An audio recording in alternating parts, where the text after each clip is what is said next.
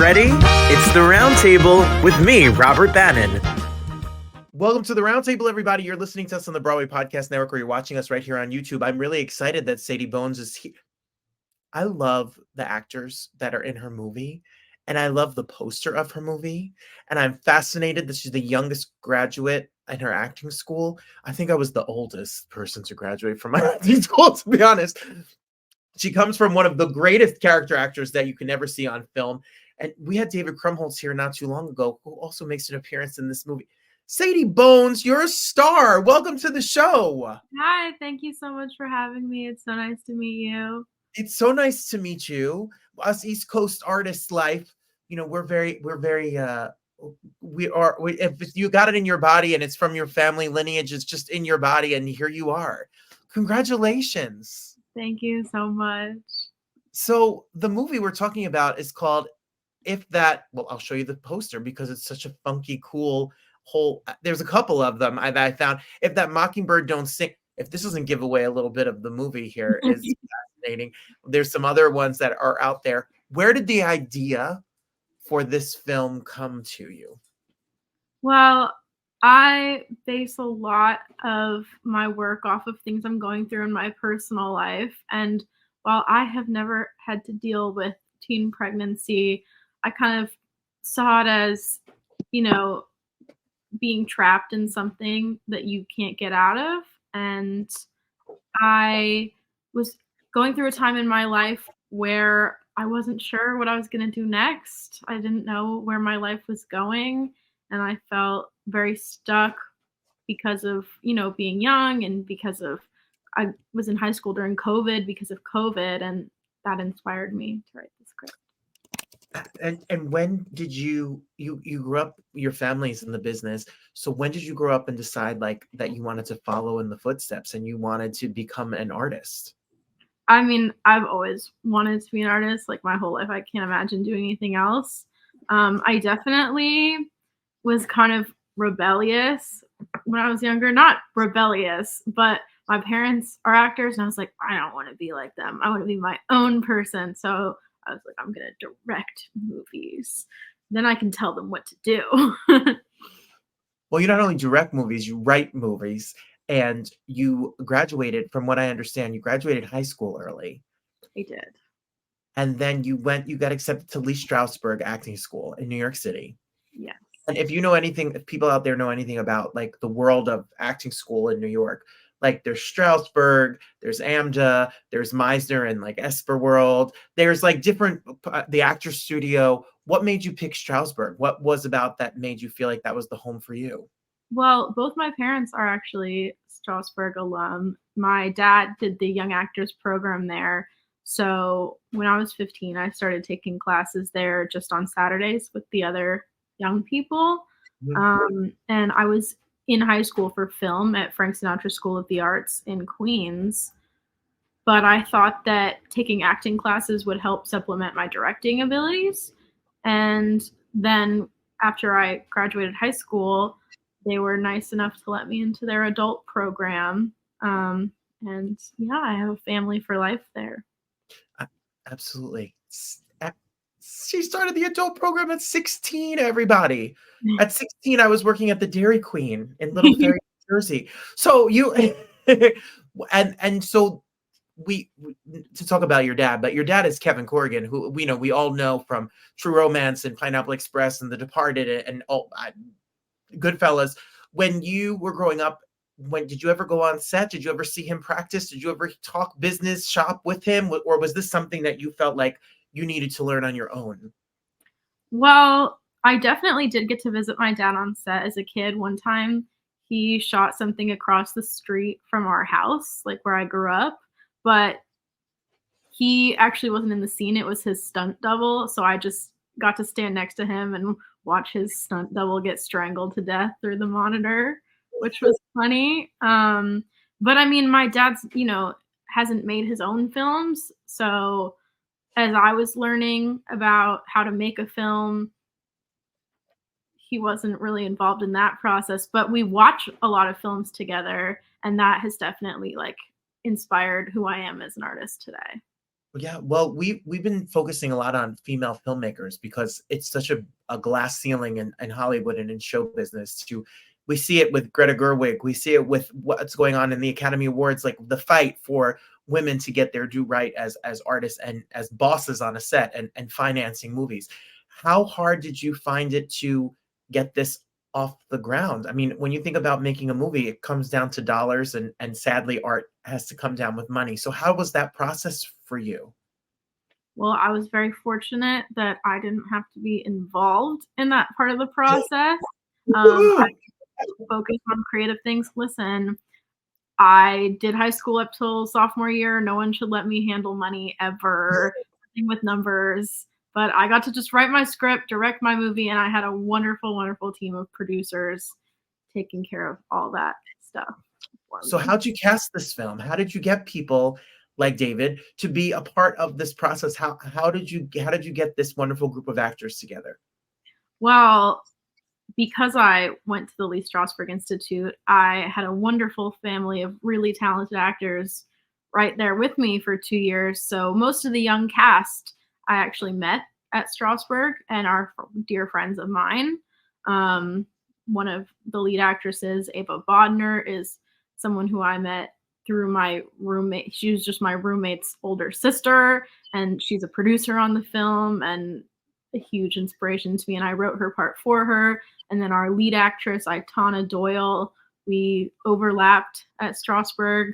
The conservatory program at the Lee Strasberg Institute is extremely international. So I have talent from all over the world in the film, and also a lot of my teachers from while I was there make cameos in the film. So my method acting teachers, my Tai Chi teacher, my improv teacher, they all came and supported me. And then as for the adult cast, my parents are actors, so a lot of their friends are actors, and they were nice enough to read the script, and I think they liked it because they agreed to work on it.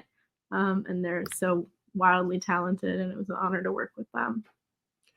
Was there fear? What is the fear like, or the anxiety, the imposter syndrome of it all? Like it's your set. Said like you're the director of this piece. So where did you have to like fake it till you make it, or did you do a tons of homework? Like what was the process for you to make it through every day? I mean, showing up on set on day one, I was like, oh boy, I'm the youngest one day to day out of the cast and crew on set. And that was definitely scary at first. I was too scared to say action for the majority of the shoot. I just had my assistant director say action for me. But ultimately, I was surrounded by so much love and support that, you know, no one made me feel small. And I'm seeing like some of your other upcoming works or projects you're working on. It's not just the movies. You're interested in documentary filmmaking. You're interested in real life. You seem to have a grasp on like you tell real stories about real people that we could be living next to or living that life in of itself. Yeah, I mean, I draw a lot from my personal experience because, they say write what you know, but I've also made in the past a short documentary about my childhood best friend Faye, who has cerebral palsy, and she's incredible. And I'd love to one day get to make a feature length documentary about her. I think that film is one of the best ways that we can see the world through someone else's eyes. And I've been lucky enough to tell my story, and now I hope to get to help others tell theirs. Yeah, and you are.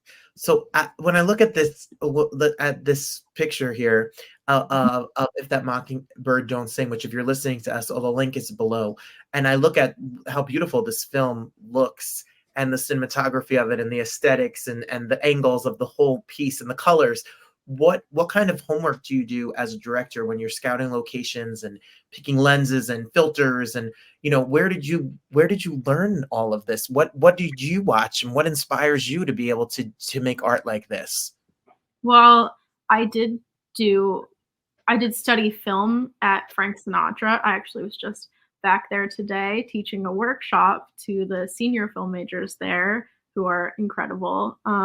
So I owe a lot to my film teachers there, and all the film programs that I've done throughout my life growing up in New York City. I've had access to so many. Um, and I just watch a million movies. I think some of my biggest inspirations, like aesthetically, I love, love, love, but I'm a cheerleader. That's definitely something I'm always referencing, or Heathers. And my wonderful cinematographer, Brianna Mann, she brought her own vision to it as well. And yeah. Yeah, amazing. Well, if you people that are, you can go follow If That Mockingbird Film on Instagram, just like that. And you can also go to sadiebonesfilm.com if you want more information, or follow Sadie at Sadie Bones. The O in Bones is the number 0. If you're listening to us here. So what is your process with writing? Like, are you somebody who always has a pad? Do you type into the computer? Do you set hours? Like so many, when I went into acting school, all the writers were like, we set a weekly appointment, we sit together, we have to sit down and force ourselves to sit. What is your process? Honestly, a little unconventional. I think of it and then I just mull it over in my mind, and I'll like tell people about it, and I'll like consider it for like weeks, months, sometimes years. And then one night I'll sit down and write it all, and I will write the entire script in like maybe 48 hours and then send it to everyone, and they're like, you're crazy.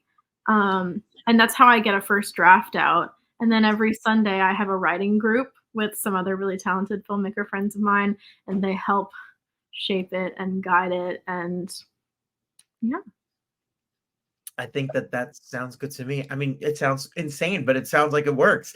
So you have been called all sorts of things, like a filmmaker to watch, young filmmaker to watch, winning awards through Lee Strasburg, etc. What is the future of film? What do you think? Are we going to see more women empowered stories, women empowered directors? It seems like the social push is that it's time for some more equality in this area, in this arena. Yeah, I think, what I would love to see for the future of film is to have it become a more accessible medium. That's why, I'm so passionate about going into my old high school and teaching film there. And, I think that I've been so lucky as, a 19-year-old to be able to make a film, because it's notoriously not easy to do, but not because it's hard, but not because it's hard, but because it's expensive and it takes a lot of work and time. And I would like to see it be able to be done by more people who might not have access to fancy equipment, people who might not have access to large teams, because I really do think that everybody has a story to tell, and I think they're all worth telling. Ooh, I agree with you. And I am so excited about storytellers and people who tell stories, because I think the work that you do, Sadie, is what is going to, in history, you are telling what we're going to look back on it and see this time in our lives for sure. So what is the process like for us to see a film? How has that journey been for you to get, that Mockingbird out there for us to all see it? I mean, so far I've been very lucky. People have been very accepting of it and have welcomed it with open arms. Right now, we're shopping it to festivals to hopefully be available by the end of the year or early next year. And can you speak to that for, at the last moment about that? Because when I made a music video for my song, and then my friends who I met through acting school. So if you're in an acting school, that's going to be your artistic family. So stay close, because people like Sadie are in your class and then you're booked in a film. I don't think people understand, to get put into a festival, it costs money. It takes time. There's a million of them. What is the process like to try to get your film put into the festival circuit? Well, they don't really let me handle that. The real grown-ups handle that part. And I just say, thank you, thank you. And, I write my cover letter and I thank everyone. But Put it out there in the universe. Well, we'll be looking for it. We'll be looking for it in festivals, and then if you follow and you stay up to date with Sadie and the film, you'll know when it's available, when you can see it, maybe in a theater or on your television screen somewhere soon. yes, Congratulations. Thank you so much. I wish I was 19 again, and I would do it all over again, and I would be your best friend, and then I would make you cast me in the movies, and then we would just that would be it. Sadie, off we go. Trust me, it's not great being 19. I still have to deal with all the normal teenager I things. hear you. I get it. There's parents and money and jobs and life, and do you have any predictions about do you have a favorite film this year? Do you have any words about the Academy Awards on Sunday? Do you have any thoughts? Any rooting for anything in particular? Well, I love Greta Gerwig. I love her with all my heart. I have a tattoo of something she wrote for me. I'd like to see her shine. That's Yeah, brilliant, a brilliant director, and just like you. So we're looking forward to what's next. Congratulations. Thank you for being here. Thank you so much for having me.